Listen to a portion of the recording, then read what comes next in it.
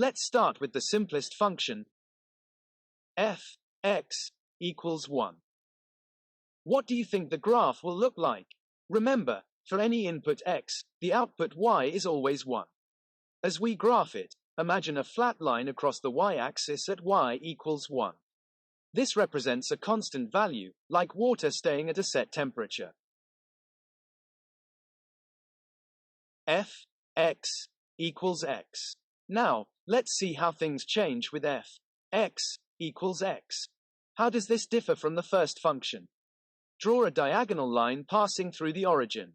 Remember, for any input x, the output is also x, resulting in a slope of 1.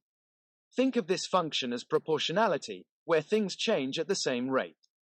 Imagine stretching a rubber band evenly. f(x) equals x plus 1.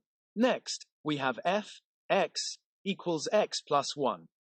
Can you predict the graph based on the equation, compared to the previous ones?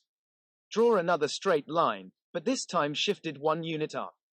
The plus 1 adds a vertical shift, moving the line up without affecting its slope.